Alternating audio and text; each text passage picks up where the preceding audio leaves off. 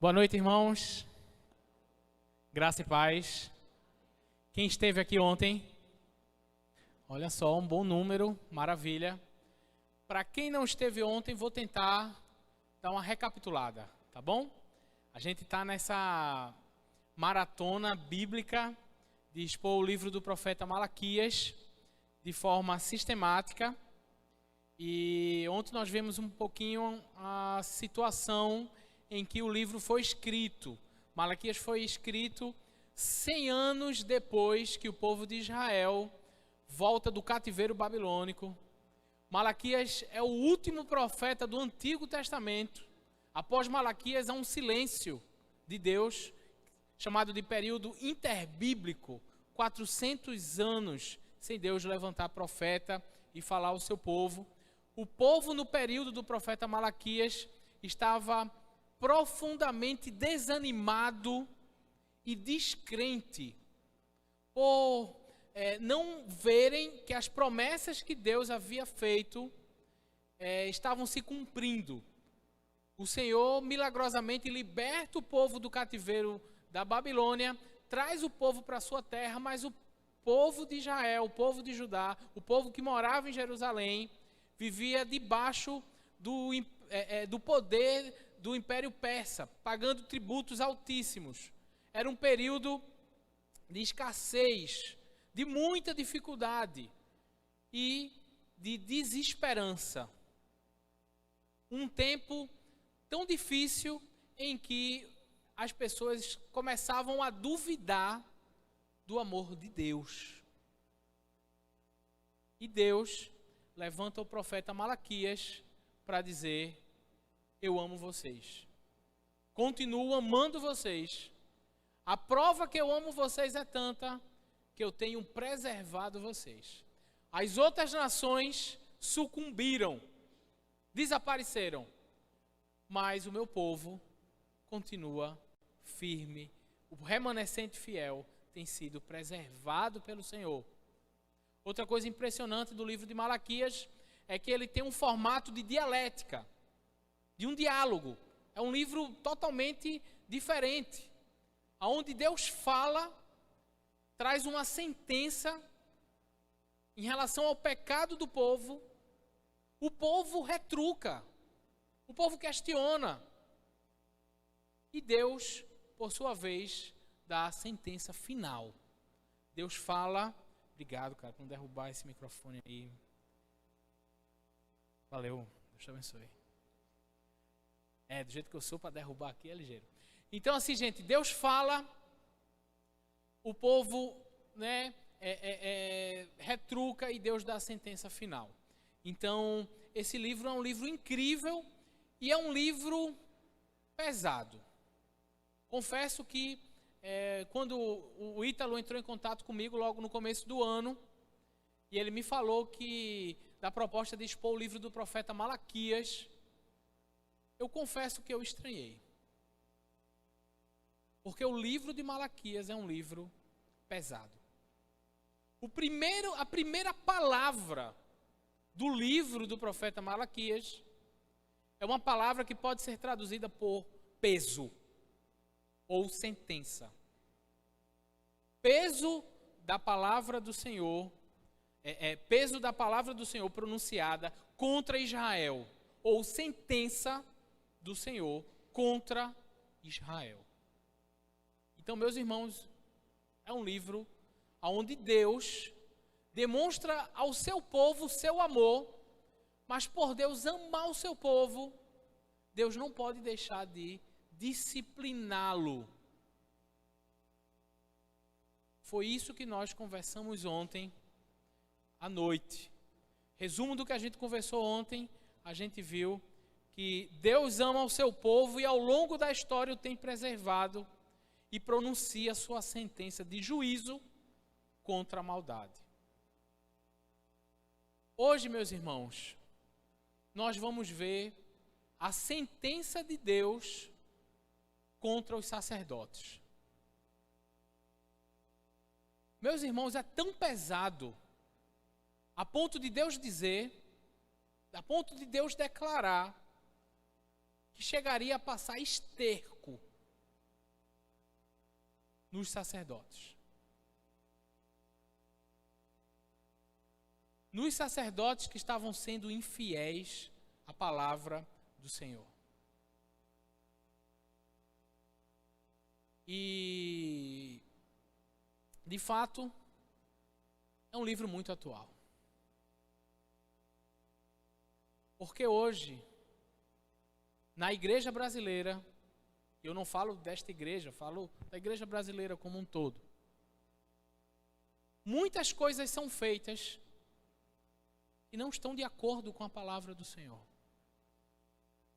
Muitos líderes têm guiado o rebanho de Deus, não para o Senhor, mas para longe da sua palavra e da sua verdade, com invenções humanas e não seguindo o que o Senhor determinou na sua palavra. Então Deus confronta os sacerdotes. Para a gente começar, eu gosto muito de ilustração. Ilustração é muito interessante, porque dá para a gente uma prévia do que vem. Então eu gostaria de trazer uma ilustração para os irmãos. Essa ilustração não é minha. Essa ilustração é do pastor Paul Walsh. Só que ele conta tão bem que eu prefiro passar um vídeo e que a gente possa ouvi-lo contar essa ilustração.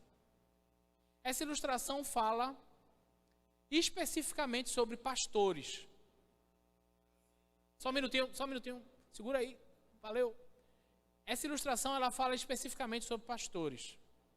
No contexto que a gente vai olhar do profeta Malaquias, é uma sentença para os sacerdotes, aqueles que hoje, no caso, exerceriam a função de liderança da igreja. Mas eu quero que vocês olhem para essa ilustração e olhem para essa mensagem, não pensando que ela é exclusivamente para os pastores. Para os pastores também. Os pastores têm um peso a mais. Por isso que Tiago vai dizer que muitos de vós não sejam mestres, porque com mais rigor será cobrado.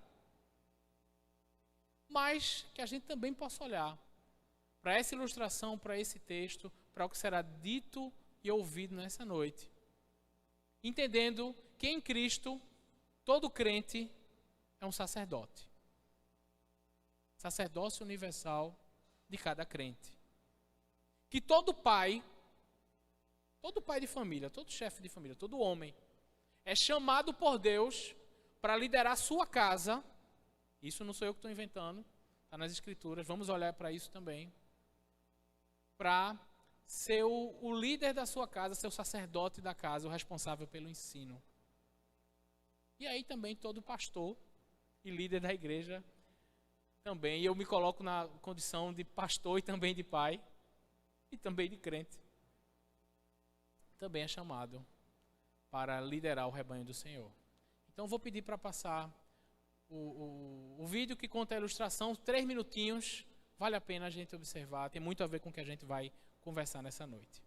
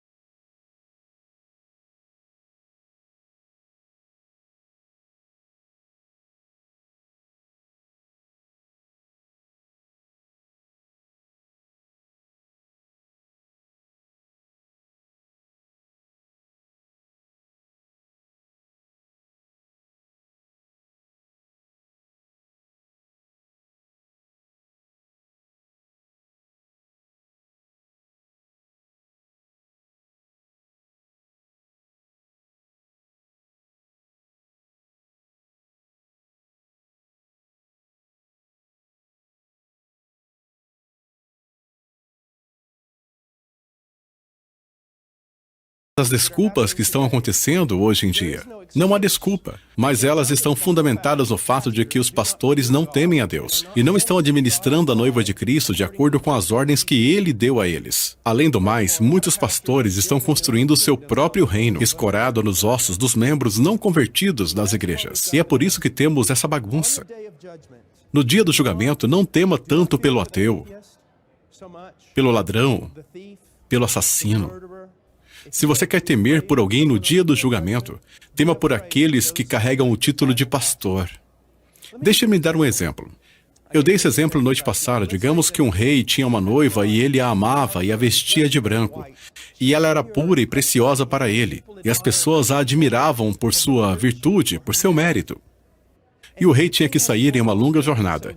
Então ele diz ao seu mordomo, chama o mordomo e diz, aqui estão as diretrizes para você tomar conta da minha noiva. Não se desvie disso aqui nem um jota ou um tio. E quando eu voltar, você será recompensado. Ou eu voltarei e você será severamente punido. Mantenha esse livro, essas instruções no que se refere a ela. Após alguns anos, esse mordomo percebe que as pessoas estão perdendo sua lealdade ao rei. E eles não querem mais saber da noiva, porque, bem, ela é só uma puritana. Ela é ultrapassada. Então ele pega ela e a veste. Ele tira dela a linda vestimenta branca e a substitui por algo realmente sensual. Pinta o rosto dela como de uma prostituta e a leva para um desfile pelo reino. E usa essa nova aparência para atrair homens carnais de volta para o reino. Quando aquele rei voltar,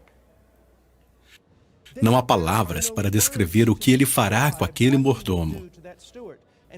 E quando Jesus Cristo voltar, não há palavras para descrever o que ele fará com muitos desses homens que chamam a si mesmos de pastores, que fizeram com sua noiva exatamente o que esse mordomo fez na parábola que acabei de te contar.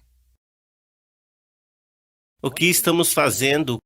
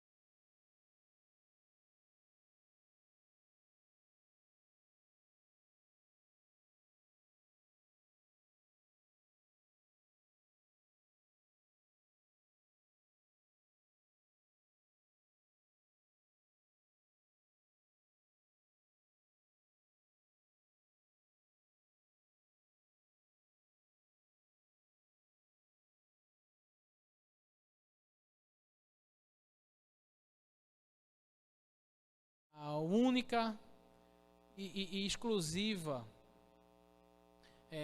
regra de fé e prática que temos, que é a tua palavra. E ela é suficiente, ela é absoluta. E por meio da tua palavra, o Senhor governa o teu povo, a tua igreja. Por meio da tua palavra, o Senhor criou o céu e a terra. E a tua palavra é tão poderosa, Senhor, para transformar a nossa vida. Nos abençoa quantos servos do Senhor. Nos abençoa quantos sacerdotes do Deus vivo, que desfrutam da tua presença e que estendem a tua presença, compartilhando da tua poderosa palavra, coisas que até os anjos gostariam de fazer. Nos ajuda a sermos fiéis. Em nome de Jesus, ó Deus. Amém, amém e amém. Meus irmãos, pesado, né?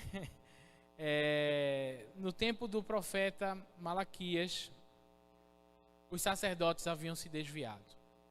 E quando os sacerdotes se desviam, o povo também tem a tendência de ir.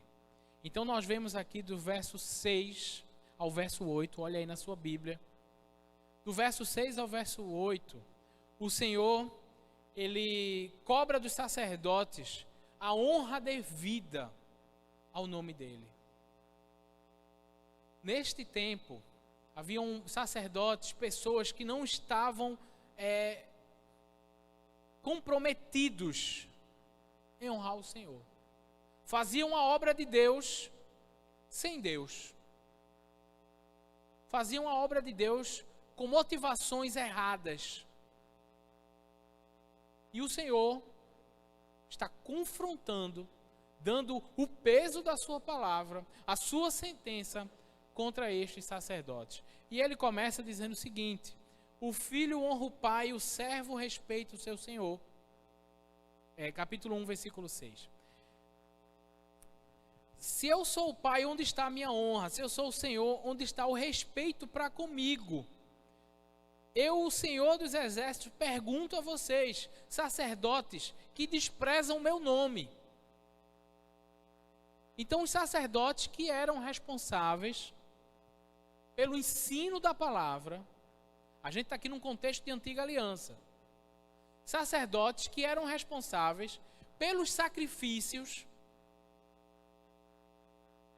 estavam desprezando o nome do Senhor. E aí a gente pode pensar o seguinte: pastor, ok, não, estamos na nova aliança. Hoje não se tem mais sacrifício de animais. Sim, é verdade. Mas o sacrifício deixou de ter valor? Sim ou não? Porque estamos na nova aliança. O sacrifício perdeu o valor? Sim ou não? De modo algum. Hoje vivemos na perspectiva não do sacrifício de um cordeiro de 1 ano sem defeito, mas no sacrifício do próprio Deus que se fez homem e andou entre nós, Jesus Cristo. Aqueles sacrifícios que aqueles sacerdotes estavam negligenciando, oferecendo animais cegos, coxos, roubados.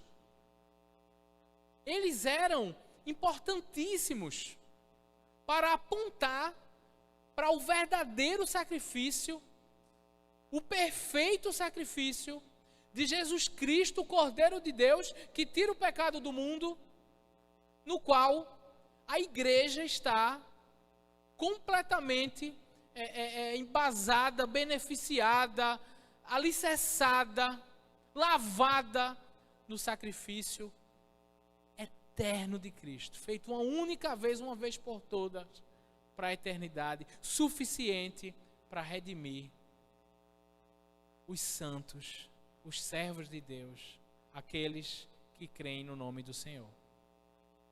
Então, o Senhor, Ele está dizendo o seguinte, versículo 6, sacerdotes, vocês desprezam o meu nome. E aí, o que é que os sacerdotes dizem? Em que desprezamos o teu nome? 1:6, capítulo 1, versículo 6. Pronto, ok, olha só. Se sou o Pai, onde está a minha honra? Né? Eu sou o Senhor, onde está o respeito para comigo, o Senhor dos Exércitos? Pode passar.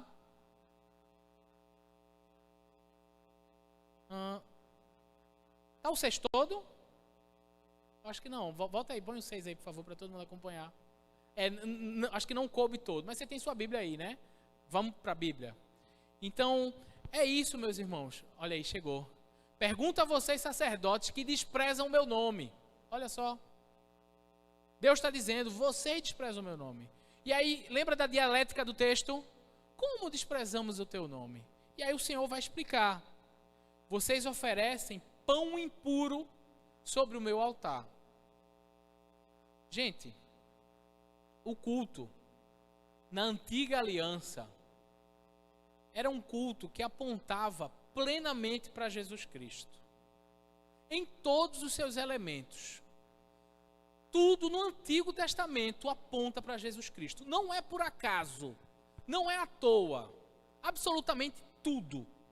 Todo o Antigo Testamento aponta para Jesus. O próprio Jesus Cristo falou isso no caminho de Emaús, começando por Moisés e todos os profetas, falando de todos os textos bíblicos que falavam acerca dele, em toda a Escritura.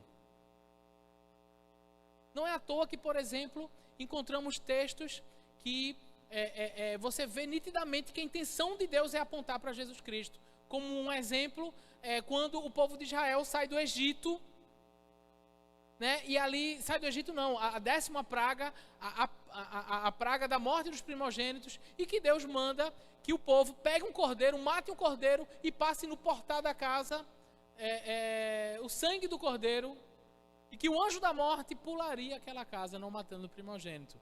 Se parece com algo? Claro, Cristo é o verdadeiro Cordeiro de Deus, aquilo ali só está apontando para Cristo. Então, quando o Senhor, no versículo 7, diz assim, vocês oferecem pão impuro sobre o meu altar, é porque havia uma regra, meus irmãos. Havia a lei do Senhor, que dizia que no culto ao Senhor, na antiga aliança, precisava haver o pão. Só que não era qualquer pão, era um pão especial. Tinha um modo todo especial de preparar, porque não era qualquer pão. Era um pão que apontava para quem? Adivinhem? Para o pão da vida. Jesus Cristo. E tudo isso está descrito aonde? Na palavra do Senhor. Então olhem comigo, Levíticos, olha sua Bíblia aí, vamos passear. Para a gente entender esse texto, nós precisamos entender da lei que regia os sacerdotes, ok? Pelo menos de algumas. Então, o versículo Levíticos, capítulo 24, a partir do versículo 5, olha o que é que diz. Levíticos 24, a partir do verso 5 ao verso 8, olha o que diz. Pegue também da melhor farinha, não podia ser qualquer farinha, da melhor farinha. Algumas traduções, Levíticos capítulo 24, versículo 5 a 8. Então, em algumas traduções, dizem assim, a flor de trigo, talvez seja a sua. Alguma tradução aí, flor de trigo? A tua flor de trigo? Alguém aí?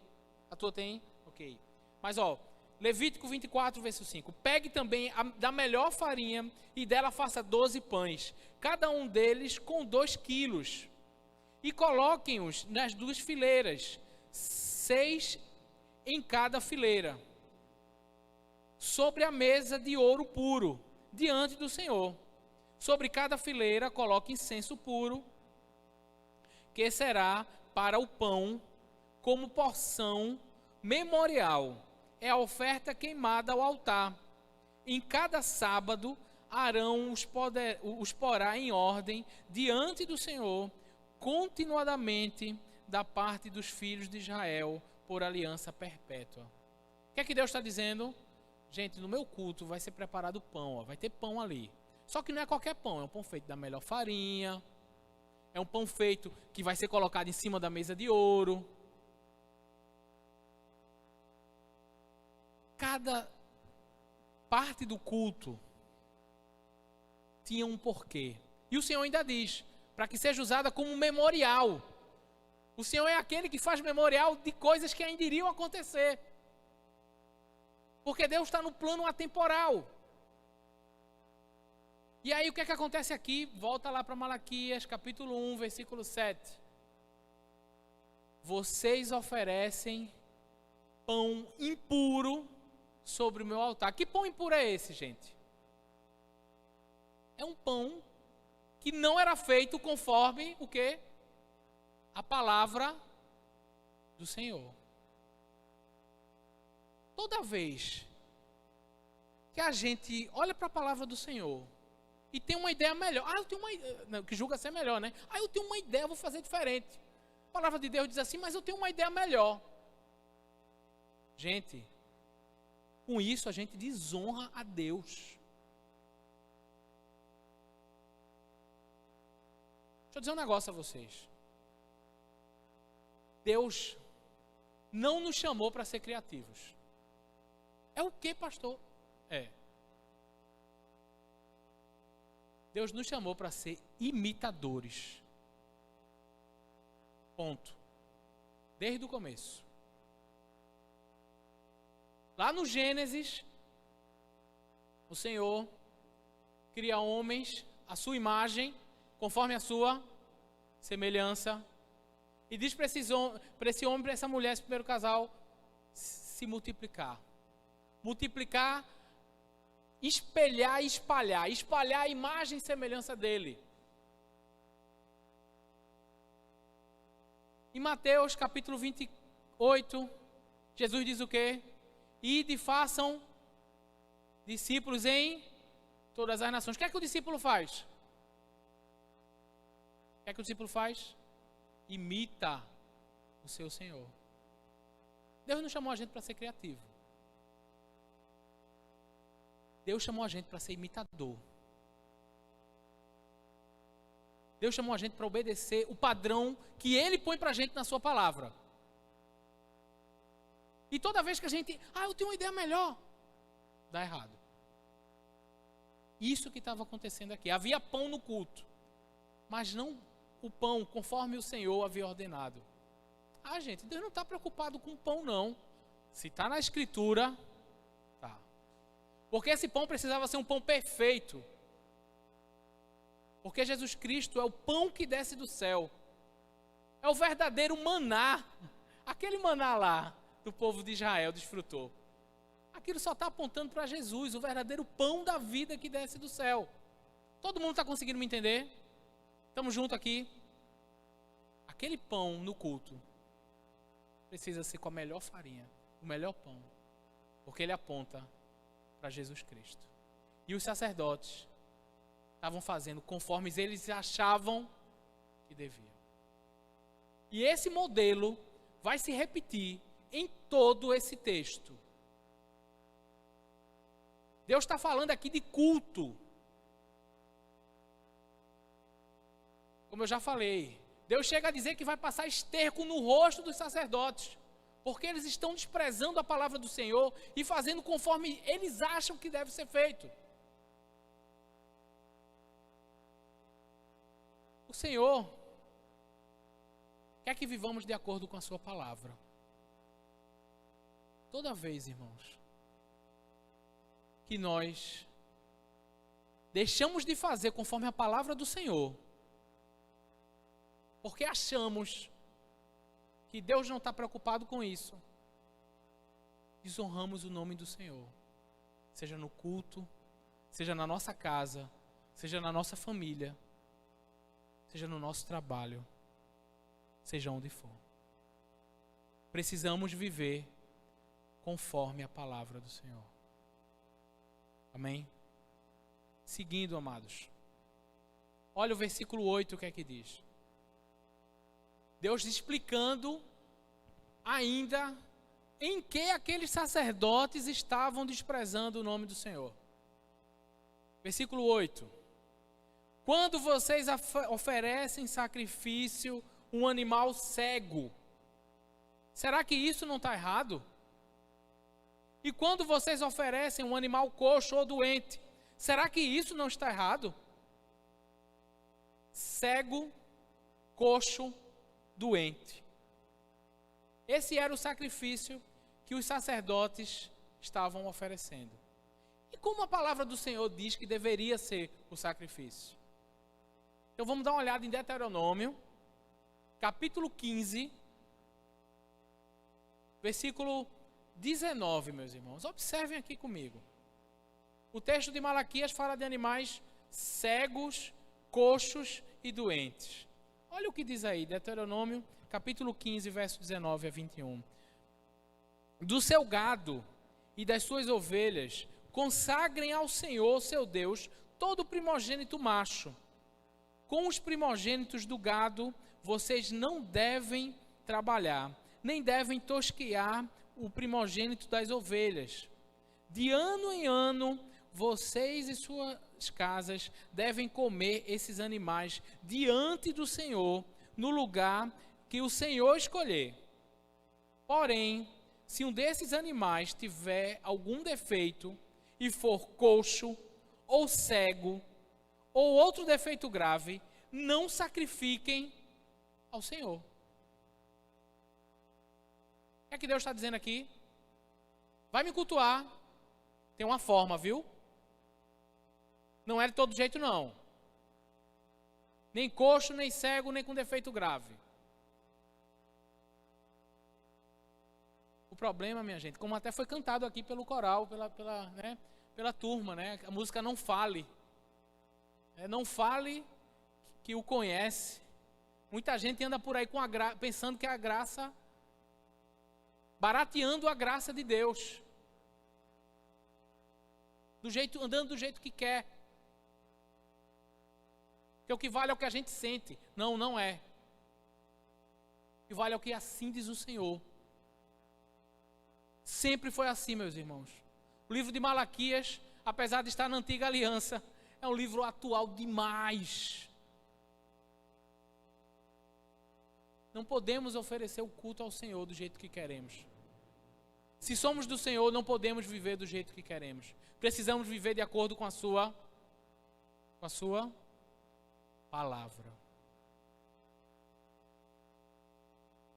Caim e Abel um dia decidiram prestar um culto ao Senhor. Caim também prestou um culto.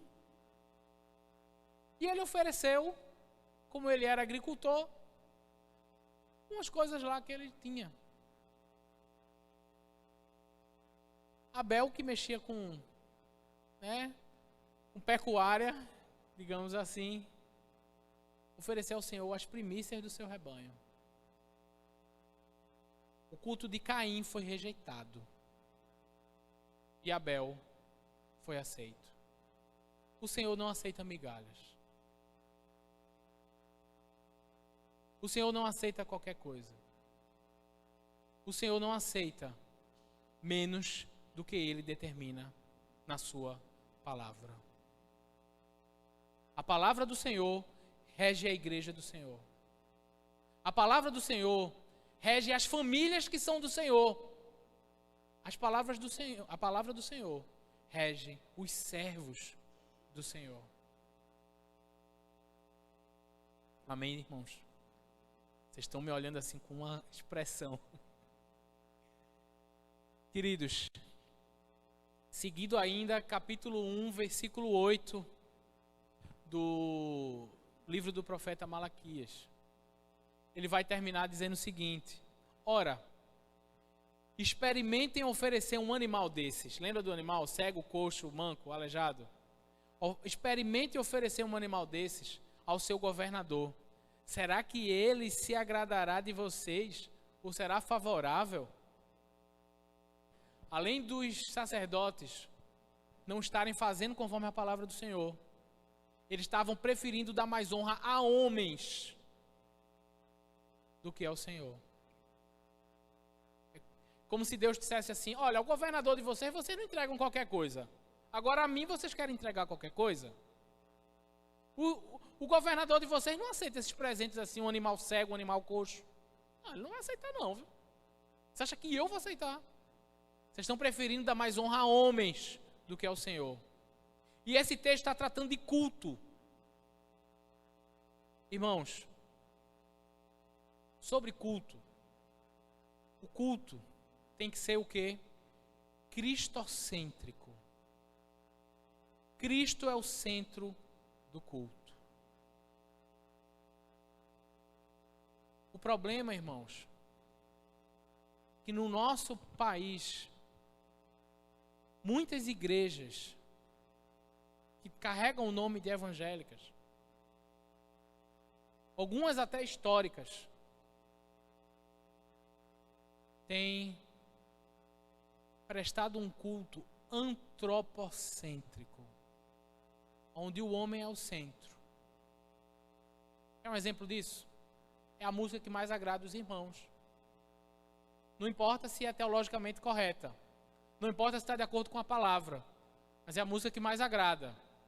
Inclusive a gente carrega muito disso. Hoje eu não gostei do culto, não.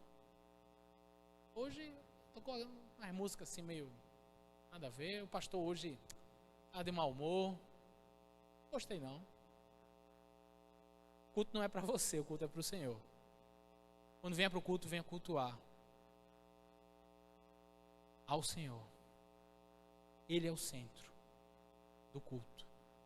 Ele é o centro das nossas vidas. E a vida do crente tem que ser o comum. Também cristocêntrica.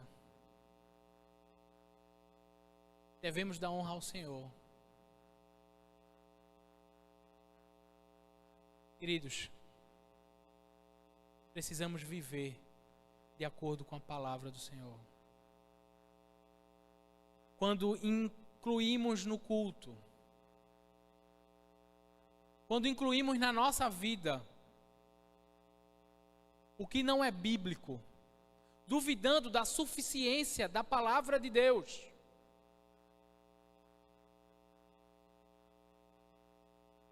estamos desonrando o nome do Senhor. Estamos indo no caminho desses sacerdotes. A palavra do Senhor é suficiente na nossa vida, na nossa família, na nossa igreja, em cada situação do meu viver, do seu viver. O problema é quando endurecemos o coração e fazemos conforme achamos melhor. E fazemos de acordo com o que é mais cômodo, mais confortável.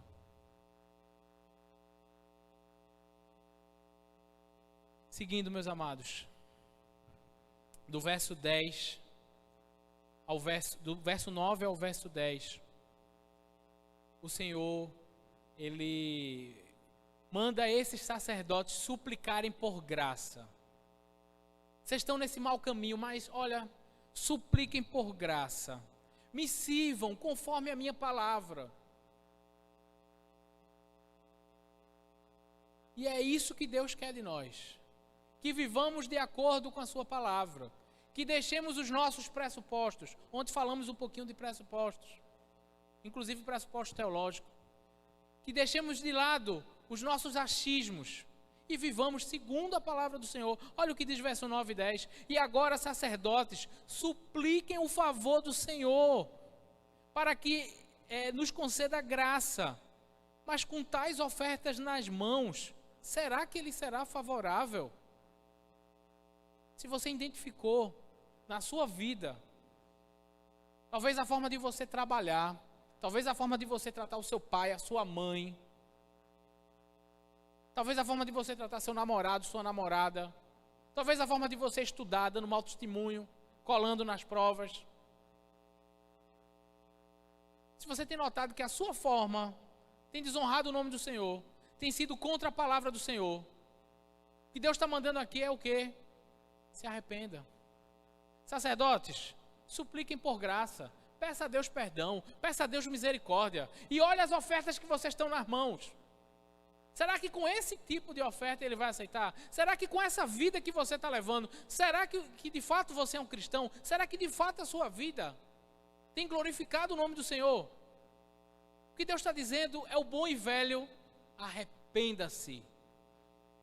Mude de pensamento, mude de caminho, Mude essas ofertas, mude essas atitudes, mude o seu coração, se submeta debaixo da potente mão do Senhor, porque no tempo oportuno Ele vos exaltará, mas humilhe-se debaixo do Senhor, da potente mão do Senhor.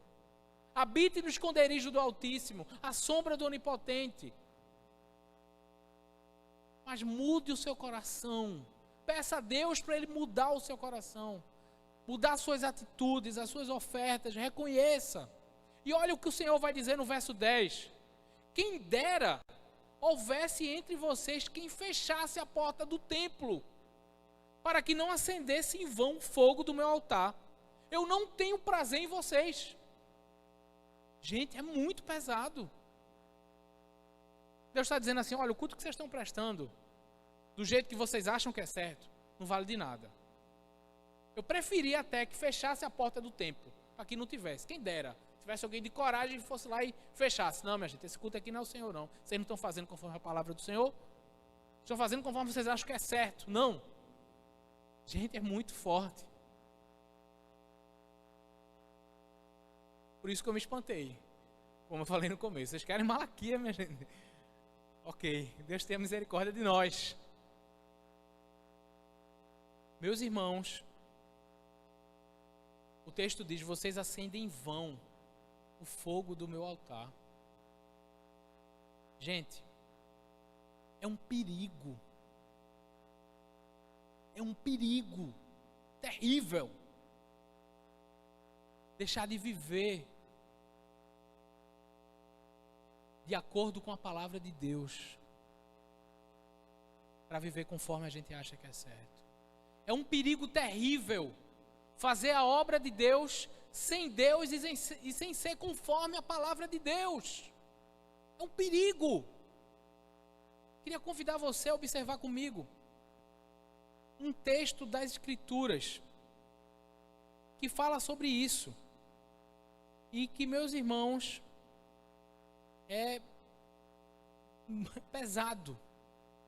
Queria que você abrisse sua Bíblia em Levíticos, capítulo 6. Dá uma olhada lá, Levíticos, capítulo 6.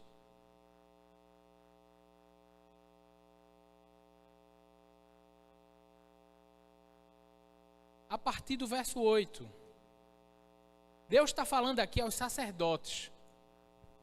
E olha o que esses sacerdotes sabiam dessa função tão nobre, tão maravilhosa que eles tinham. E que nós, como servos de Deus, também temos, né? Sacerdócio universal de cada crente. Levíticos capítulo 6, versículo 8 e 9. É uma instrução que o Senhor vai dar aos primeiros sacerdotes aqui. Primeiro sacerdote, os sacerdotes são de linhagem arônicas, de Arão. Então olha o que é que diz o texto aqui, Levítico capítulo 6, verso 8 e 9. Olha o que diz. O Senhor disse a Moisés, ordene a Arão e aos seus filhos, dizendo, esta é a lei, lembra que Arão é o sacerdote, esta é a lei a respeito do holocausto. O holocausto ficará sobre as brasas do altar, toda a noite até pela manhã. E o fogo do altar nunca poderá ser apagado. Olha o que Deus está dizendo. Uma parada aqui, olha para cá. Bem, essa é a ordem que eu estou dando sobre o holocausto. Presta bem atenção, sacerdotes, observem. O fogo nunca deverá ser o quê? Apagado. Qual o papel do sacerdote? Alimente o fogo. Não deixe aquele fogo morrer não, viu? Nunca poderá ser apagado. Observe isso aí. E aí o que é que acontece? Ande comigo até o capítulo 9 de Levíticos. Folhem comigo aqui.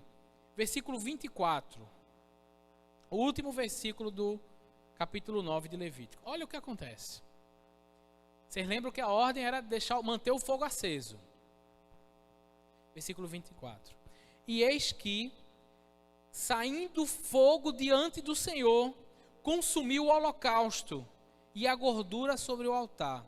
Quando todo o povo viu isso, deu gritos de alegria e prostrou-se com o rosto em terra.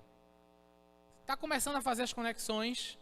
Deus diz o seguinte, olha minha gente, presta atenção. O papel do sacerdote é manter o fogo do altar, nunca deixar apagar. Quem acendeu o fogo do altar? Vamos ler de novo. Eis que saindo o fogo diante do... Da onde veio esse fogo? Para onde? Para o altar. E os sacerdotes tinham que fazer o quê? Alimentar o fogo, não deixar o fogo morrer. Aí alguém tem uma grande ideia. Só que não, né? Observa comigo. Versículo 1 e 2. Do próximo capítulo agora, do 10. Nadab e Abiú, filhos de Arão, tomaram cada um o seu incensário, puseram fogo dentro deles. Era para botar fogo? Não, o fogo veio de quem? Do Senhor. E sobre o fogo colocaram incenso, trouxeram fogo estranho diante da face do Senhor, algo que ele não lhes havia ordenado. Fogo estranho, muita gente fala desse termo, né? Fogo estranho é algo que não está de acordo com a palavra de Deus. É invenção humana, é criatividade. Eu tenho uma grande ideia, uma ideia criativa. Vamos agora pegar o fogo, botar... E o que acontece com Nadab e Abiú? Versículo 2. Então saiu fogo diante do Senhor e os consumiu e morreram diante do Senhor. Gente, é chocante, né? Mas não fazer segundo a palavra do Senhor, viver sem ser de acordo com a palavra do Senhor, traz o quê? Morte. É o mesmo princípio que está lá. O salário do pecado é a morte. O culto ao Senhor tem que ser conforme a palavra do Senhor. A nossa vida tem que ser conforme a palavra do Senhor. A nossa família precisa ser conforme a palavra do Senhor. Irmãos, em Hebreus, Novo Testamento, vai dizer que o nosso Deus é um fogo consumidor. Então, precisamos ter um compromisso profundo de viver conforme a palavra do Senhor. E seguindo, versículos 11 do capítulo 1 de Malaquias, diz o seguinte. Malaquias, capítulo 1, versículo 11. 11 a 13. Deus traz um contraste. Aqueles sacerdotes que estavam desonrando o nome do Senhor, que foram chamados pelo Senhor, aqueles líderes que foram chamados pelo Senhor para ensinar a palavra do Senhor, para promover a palavra do Senhor, para ser responsável pelo culto do Senhor, ao Senhor, eles estavam desonrando o nome do Senhor. E agora Deus traz um contraste. E o contraste que Deus traz é uma profecia, é uma perspectiva futura, que aponta para a igreja dos gentios, a igreja não judia, que louvaria o nome do Senhor de modo agradável ao Senhor. Olha o que é que diz, do verso 11 ao 13. Mas desde o nascente do sol até o poente, grande é o meu nome entre as nações. Em todos os lugares lhe é queimado incenso e são trazidas ofertas puras. Oferta pura, a gente tem esse entendimento que a oferta pura é por meio do nosso Senhor e Salvador Jesus Cristo. Oferta pura é de acordo com a palavra do Senhor.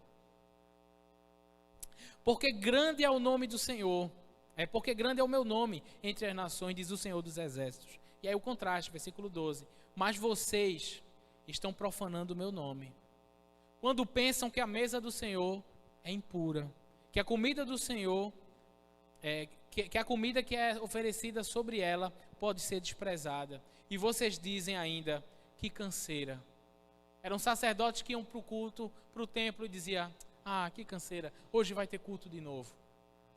E verso 13, torcem o nariz para isso.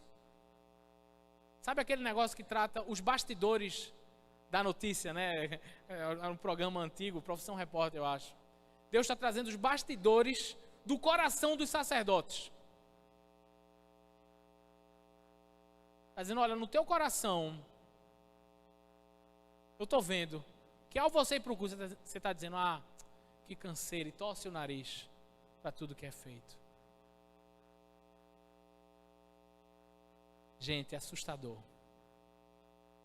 O poder, a soberania, a sabedoria, o entendimento do Senhor e como Ele põe a sua palavra de forma que a gente fica sem ter como fazer outra coisa do que dizer, meu Deus, ai de mim que estou perdido, tem misericórdia de mim. Eu sou um homem de lábios impuros e habito no meio de um povo de impuros lábios. Queridos, que contraste entre a glória do Senhor e o que esses sacerdotes, o que esses líderes estavam fazendo. Vocês lembram do começo da ilustração do Paul Walsh? O que será destes homens quando o noivo aparecer?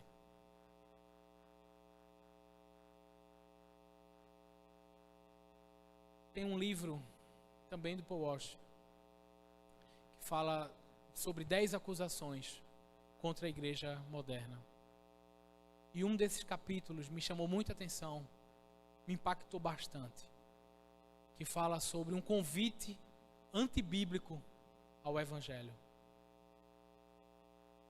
Toda vez que nós pregamos o Evangelho e não fazemos o convite bíblico que o próprio Senhor Jesus fez, de arrependam-se. Arrependa-se, porque o reino de Deus está próximo. A gente está fazendo um convite não bíblico ao Evangelho. E muitas vezes a gente, muitas vezes, não sei se vocês já ouviram ou já fizeram, espero que não, fazer evangelismo assim, um abraço grátis. Aí é só, não, vou fazer evangelismo, um abraço grátis. Então é só o abraço? Não, isso não é evangelismo. Ou então dizer assim, olha, quer morar no céu? Ninguém vai morar no céu sem passar antes pelo arrependimento. O arrependimento é pré-requisito para entrar no reino dos céus. Arrependam-se. Primeiro sermão de Jesus, Mateus 4,17. Arrependam-se, que o reino de Deus está próximo. Toda vez que a gente quer inventar uma forma bonitinha, olha aí, sensacional. Daí em diante, o primeiro sermão de Jesus, começou a pregar, a dizer, arrependam-se, porque o reino dos céus está próximo. Toda vez que a gente quer inventar uma forma bonitinha de pregar o Evangelho, sem falar que o rei vem, sem falar que é preciso se arrepender, e que no dia que o rei vir, é um dia de juízo para os que não creem. Toda vez que a gente quiser pregar o Evangelho sem cruz, achei incrível a frase do pastor Edivan, né? Uma igreja sem pregar a cruz é a mesma coisa de uma padaria que não tem pão. Achei fantástico. Toda vez que a gente quer aliviar e não falar de um inferno, que será para os ímpios, para os incrédulos, para os impenitentes que rejeitaram ao Senhor, e também não falar das maravilhas e grandezas do céu, será que a gente não está pregando um outro evangelho? Irmãos, precisamos fazer, precisamos cultuar, precisamos viver, precisamos pregar segundo a palavra do Senhor. Seguindo, meus irmãos, e aí Deus se volta agora ao povo.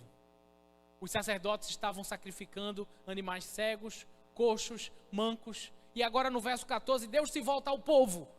E diz assim, maldito seja o enganador. Malaquias 1,14. Maldito seja o enganador que tendo um animal sadio em seu rebanho, oferece ao Senhor o defeituoso. Porque eu sou o grande rei, diz o Senhor dos Exércitos, e o meu nome é terrível entre as nações.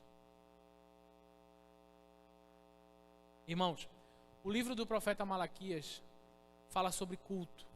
É a sentença do Senhor. Fala sobre essa sentença de Deus, mas também fala sobre culto. E na nova aliança, no livro do profeta Malaquias também fala, mas na nova aliança também temos esse entendimento sobre o dízimo. Ah, pastor, o dízimo é um negócio da lei. Tem certeza? O dízimo precede a lei. O dízimo vem com Abraão, quando encontra Melquisedeque, o rei de Salém. O dízimo precede a lei. Existe toda uma teologia bíblica baseada sobre o sustento daqueles que são separados pelo Senhor para ensinar a sua palavra, para que o ensino não morra, para que o culto não morra, daqueles que são dedicados ao Senhor para servi-lo de forma integralmente. E a gente reconhece que o Senhor chamou uns para pastores e mestres. Há uma teologia bíblica, por exemplo, dos levitas, que não necessariamente é a galera que canta, né? O pessoal da tribo de Levi, que todo o povo de Israel recebe herança, recebe uma porçãozinha de terra. Os levitas não, porque o Senhor diz assim: olha, vocês são dedicados a mim, ao meu serviço, ao meu culto, à minha palavra. Eu sou a herança de vocês. Vocês não precisam de terra não.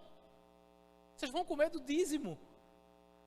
Eu vou sustentar vocês com o melhor, porque as primícias de todo Israel vêm para vocês.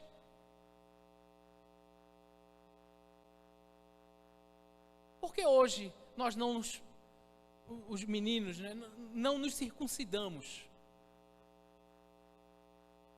Porque a circuncisão perdeu o valor? De modo nenhum. Circuncisão é importantíssima. E hoje não é só os meninos que se circuncidam, não. As meninas também são circuncidadas. A circuncisão do coração, por meio do Espírito, que o apóstolo Paulo fala lá aos Coríntios. A circuncisão na carne apontava para a circuncisão do coração, feita pelo Espírito. Por que nós não guardamos o Shabat, o sábado? Quem disse que nós não guardamos? Guardamos sim. O autor de Hebreus vai dizer sobre um Shabat celestial. Porque Deus, depois de todas as suas obras, descansou no sábado.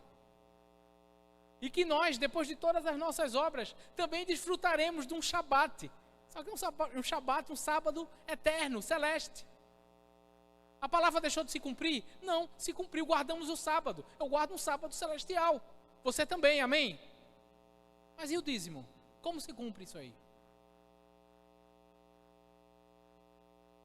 Então, assim, gente, Deus está tratando do povo que não está sendo fiéis nas suas ofertas. A igreja não precisa depender de dinheiro de político nenhum. Isso é uma vergonha, isso é uma desonra, minha gente. A igreja não precisa de dinheiro de empresa nenhum. A igreja, o Senhor instituiu o dízimo. E o próprio Jesus vai tratar sobre isso de forma bem rápida. Mas vai dizer, olha, vocês estão dando dízimo da hortelã, do cominho, e estão esquecendo de misericórdia, de justiça. Bem, façam um, sem esquecer do outro. Jesus falou isso. Irmãos, e o nosso dízimo? A gente tem confiado no Senhor em relação a isso? Ah, pastor, eu não concordo não. Eu não concordo porque a forma como a igreja está administrando o dinheiro Gente, uma coisa incrível desse livro do profeta Malaquias é que nesse cenário tenebroso de profetas que se desviam do Senhor, é o livro que fala sobre o quê? Dízimo. Para sustentar quem? Os sacerdotes. Dá uma olhada aí, dá uma olhada aqui comigo. Malaquias, capítulo 3, versículo 10. Bem conhecido. Gente, eu já estou adiantando uma exposição, viu? Não vai dar para eu expor esse texto. Então, eu já estou adiantando aqui, juntando, para vocês verem como o livro evolui nisso aí. Malaquias 3:10.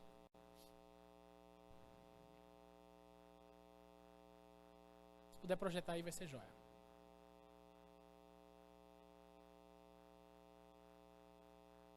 Malaquias 3:10.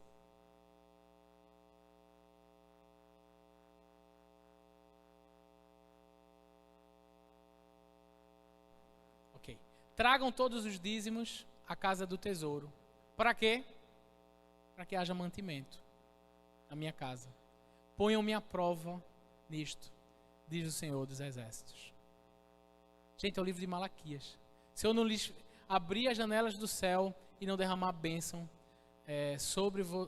derramar sobre vocês bênção sem medida. Ah, então é barganha a teologia da prosperidade? De modo nenhum. Mas quem obedece, minha gente, é abençoado. Tem bênção que você só vai ter se você for obediente ao Senhor. Não tem jeito. Ah, então dê 10 que tome 20. Não, de jeito nenhum. Na verdade, tudo é de Deus. Eu não tenho envergadura moral nenhuma para trocar nada com Deus. Tudo é dele. Inclusive eu. E você. Ah, eu não sou crente. Você é do Senhor também, viu? A terra é do Senhor e tudo que nela há. Todos os seus habitantes. Irmãos, como a palavra do Senhor é perfeita. Faça a sua parte. Honre ao Senhor. Com as primícias de tudo quanto você tem. Como você tem adorado o Senhor. Provérbios capítulo 3 vai tratar disso aí. Provérbios capítulo 3, versículo 9. Se puder, põe aí, por favor. Honre ao Senhor com os seus bens e com as primícias de toda a sua renda. Primeira parte da sua renda. Honre ao Senhor. É incrível isso, gente. Sabe a forma de dar dízimo? É essa aí. Se você receber o seu salário e for ver as contas que você tem para pagar, você não dizima. Agora, se você recebeu o seu salário e a primeira parte, você fala, peraí, isso aqui é do Senhor. Bem, o Senhor é o primeiro. Fica tranquilo. Aí você vai dizimar com as primícias de toda a sua renda. Amém? Ok, minha gente. Então vamos seguindo aqui que a hora já está um pouquinho avançada. Então vamos entrar no capítulo 2. Verso 1 ao 4. Malaquias capítulo 2. Então o Senhor faz uma advertência para que os sacerdotes deem a honra devida ao nome do Senhor. Olha só. E agora, sacerdotes, verso 1, capítulo 2. Este mandamento é para vocês. Se não ouvirem, olha como Deus é misericordioso, gente. Os sacerdotes conheciam a palavra do Senhor. Estavam fazendo o contrário à palavra do Senhor. Mas Deus já não chega exercendo juízo. O Senhor está avisando com misericórdia. Sim, tem um se aí. Esse se é maravilhoso. Se vocês não ouvirem, há uma chance. Se vocês não ouvirem e não se importarem com a necessidade de honrar o meu nome. Você sabia que a gente tem necessidade de honrar o nome do Senhor? Essa necessidade, Deus não tem necessidade de ser honrado pela gente não, minha gente. Deus é pleno, perfeito, completo. Deus triuno. Nós temos a necessidade de honrar o nome do Senhor. Se você não honrar o Senhor, se você não adorar o Senhor, você vai adorar alguma criatura, você vai adorar alguma coisa. Mas você vai adorar. Se vocês não se importarem com a necessidade de honrar o meu nome, Diz o Senhor dos Exércitos: enviarei sobre vocês maldição e amaldiçoarei as suas bênçãos. Minha gente, aliás, já amaldiçoei, porque vocês não se importam com a honra devida do meu nome. Esse trocadilho é fantástico. Amaldiçoarei, até as suas bênçãos eu amaldiçoarei. É como se quando aqueles sacerdotes fossem abençoar o povo, em vez de bênção, aquele povo estivesse recebendo maldição. Quando a gente não faz conforme a palavra do Senhor, a gente transforma as bênçãos que Deus dá em maldição. Quer um exemplo disso? Quando Israel sai do Egito, o que é que o Senhor faz? Olha, bata lá na casa dos egípcios, eles vão dar a vocês ouro, prata. Vocês não vão sair dali mão abanando, não. Pode bater lá, vá lá. O povo vai, bate na casa dos egípcios, vem com o quê? Ouro, prata. Quando chega no deserto, faz o quê com aquele ouro, com aquela prata? Um bezerro de ouro. O ouro e a prata que os egípcios deram, foi o quê? Bênção do Senhor, né? Mas um coração longe de Deus transforma a bênção em quê? Em maldição. Precisamos viver segundo a palavra do Senhor. Precisamos honrar o Senhor. Seguindo, meus amados, vamos aqui agora dar um salto para o versículo 5, do verso 5 a 9. Deus está trazendo aqui o modelo perfeito de sacerdócio. O modelo que Ele quer. Isso é maravilhoso. Olha o que diz. Verso 5. A minha aliança com ele, com Levi, a aliança dos levitas, foi de vida e paz. E foi isso que eu lhe dei, para que me temesse. De fato, ele me temeu e tremeu por causa do meu nome. Então, um sacerdote do Senhor, se você entende o sacerdócio, que você é sacerdote do Senhor, desfruta da presença do Senhor e estende a presença do Senhor pela palavra do Senhor, pela proclamação da palavra do Senhor, sacerdócio universal de cada crente. Deus espera que você tema o nome dEle. E olha o que diz o verso 6. A verdadeira instrução esteve na sua boca. Deus quer que os sacerdotes dEle, né, lá em Pedro vai dizer que nós somos nação santa, sacerdócio real, povo escolhido de Deus. Deus quer que a verdadeira instrução esteja na nossa boca. Que instrução é essa? Sua palavra. E nenhuma injustiça seja assada nos seus lábios. Nenhuma injustiça. Você guarde seus lábios de falar injustiça. Ele, né, andou comigo em paz e em retidão. Andar com o Senhor, gente. Andar com o Senhor tem a ver com uma vida de oração, com uma vida de devoção, com uma vida de joelhos diante do Senhor. É relacionar-se.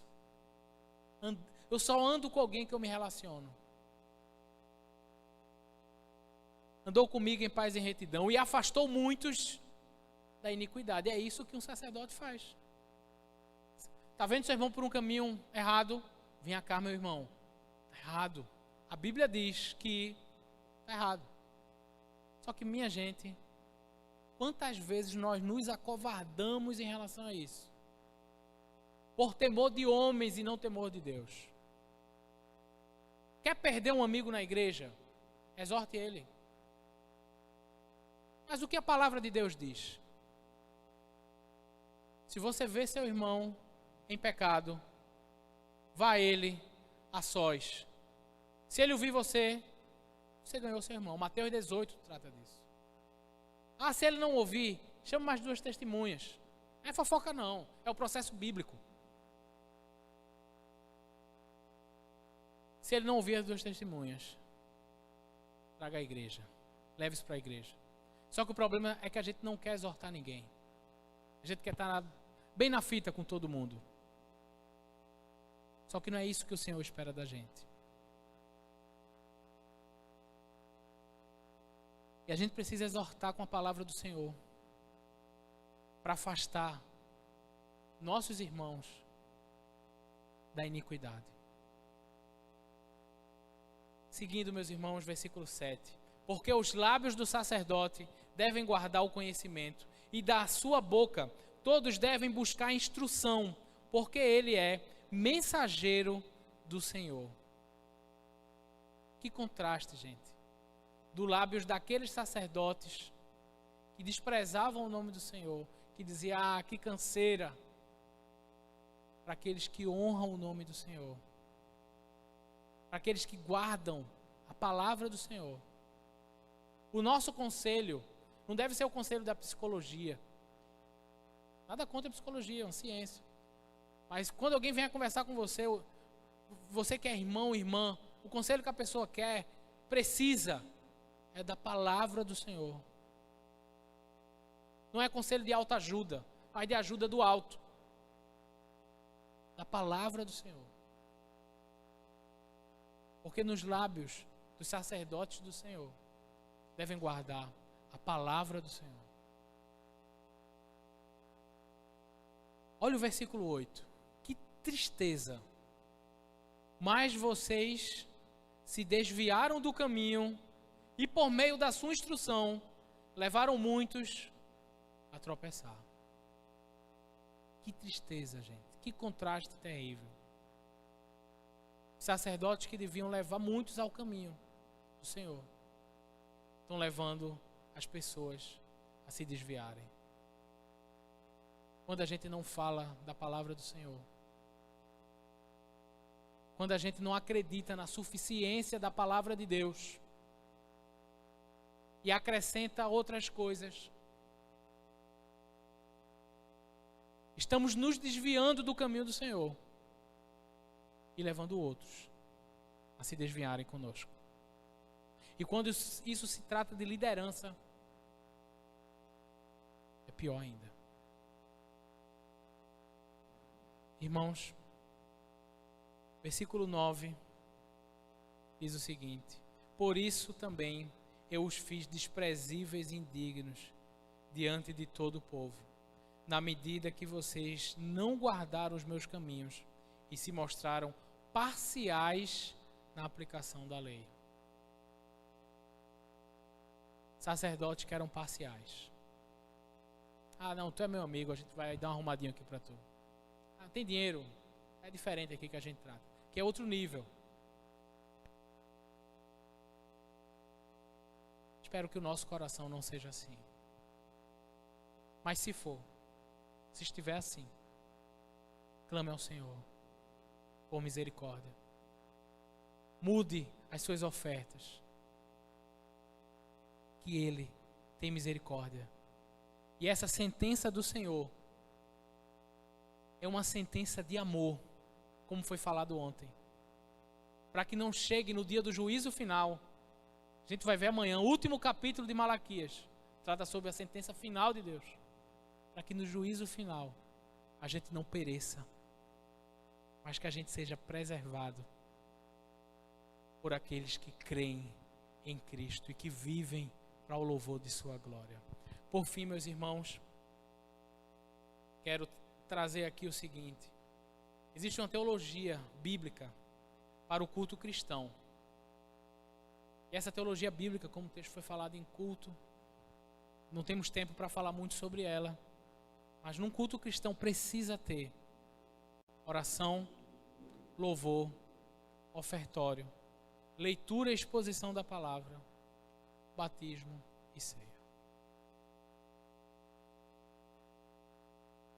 Todo crente é um sacerdote.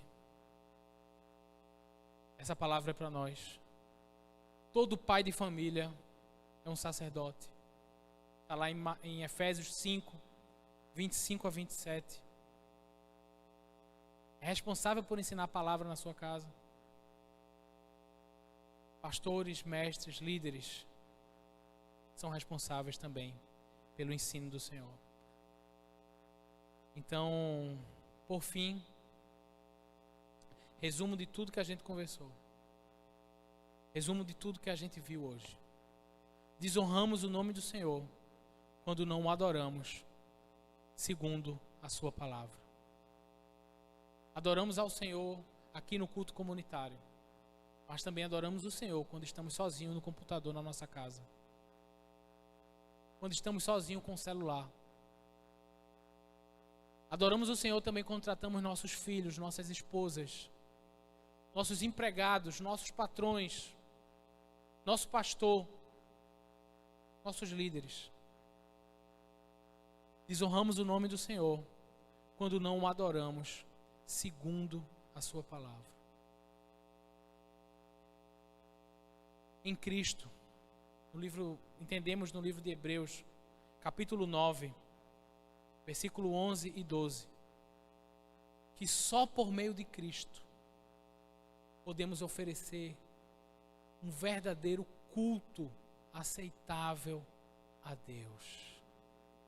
Glória a Deus por Jesus Cristo. Não tínhamos nenhuma condição de sermos aceitos pelo Senhor por nossas obras. Diz assim: quando, porém, Cristo veio como sumo sacerdote dos bens já realizados, mediante o maior e perfeito tabernáculo, não feito por mãos humanas, quer dizer, não desta criação, e não pelo sangue de bodes ou de bezerros, mas pelo seu próprio sangue, ele entrou no santuário uma vez por todas e obteve uma eterna redenção. Nosso culto só é perfeito por meio de Cristo, o sumo sacerdote, o perfeito sacrifício no nosso lugar. Ele transforma as nossas vestes imundas em vestes lavadas, puro de linho. Isaías diz que nossos atos de justiça não passam de trapos de imundícia. Mas em Cristo, nós temos plena, eterna redenção. Por Ele, graças a Ele, podemos prestar um verdadeiro culto. Podemos ter a nossa vida como culto racional ao Senhor. Queridos, agora é a hora do e agora? O que é que eu faço? Vimos muita coisa, muito conteúdo, um texto grande. Demorei um tempão aqui nessa mensagem. Espero que os irmãos não estejam tão cansados. Mas agora é a hora das aplicações. E agora, o que é que eu faço diante de tudo isso que vimos e ouvimos? Então, queria trazer algumas aplicações. Primeira aplicação, devemos adorar o Senhor segundo a sua palavra. Segundo, exercer a nossa função sacerdotal com fidelidade, como Deus designa na sua palavra. Terceira, Deus não nos chamou para sermos criativos, mas imitadores. Deus não chamou a gente para ter grandes ideias, mas fazer como assim diz o Senhor. Por fim, temos sido fiéis nos dízimos. Vamos orar?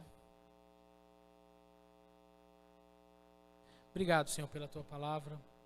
Ela é perfeita, ela é poderosa, ela é como uma espada afiada de 2 gumes que penetra profundamente, separa juntas e medulas, mas ela é tão poderosa, Senhor, a ponto de nos deixar de joelhos, pedindo a Ti misericórdia. Encontrar com a Tua palavra é encontrar com o Senhor. E como é bom estar diante do Senhor. Sabendo que em Cristo temos eterna redenção, eterna salvação, justificação não por nossas obras, mas pela suficiente obra redentora de Jesus Cristo na cruz. Por meio do sangue eterno da aliança em Cristo. Obrigado, Senhor, pela Tua palavra. Governa, Senhor, a nossa vida por meio da Tua palavra. Ilumina o nosso coração. Que a gente possa estar diante do Senhor com sinceridade. Perdoa os nossos pecados. Perdoa, Senhor, as vezes que mentimos, às vezes que negamos aquilo que a Tua palavra traz como princípio. Perdoa, Senhor, tantas vezes que sabemos o que é para fazer e fazemos conforme achamos que devemos, como se tivéssemos um jeito melhor. Não temos. Somos totalmente dependentes, insuficientes. Mas a Tua palavra é perfeita. Muda a nossa vida. Abençoa a Tua igreja. Abençoa as famílias. Abençoa cada crente. Que na nossa proclamação possa haver verdade. Que em nome do amor não negociemos a verdade. Mas que possamos entender que o Senhor se fez carne e andou entre nós, cheio de graça e verdade. Que assim seja a nossa pregação, que assim seja a nossa vida, que possamos ter um culto agradável ao Senhor, com confissão de pecado, fazendo conforme o Senhor fala, que quando estivermos sozinhos com o computador, com a internet, com o celular, com as pessoas a quem o Senhor colocou para a gente exercer liderança, que possamos fazer conforme o Senhor nos orienta, e não conforme o modelo do mundo, não conforme o padrão mundano, não conforme as ciências humanas, não conforme a moda, mas conforme assim diz o Senhor. Perdoa-nos, Senhor, e nos orienta para sermos um povo que glorifica o Teu nome por meio de Jesus, só por meio de Jesus, porque sem Ti nós nada podemos fazer. Te oramos assim em nome de Jesus. Amém.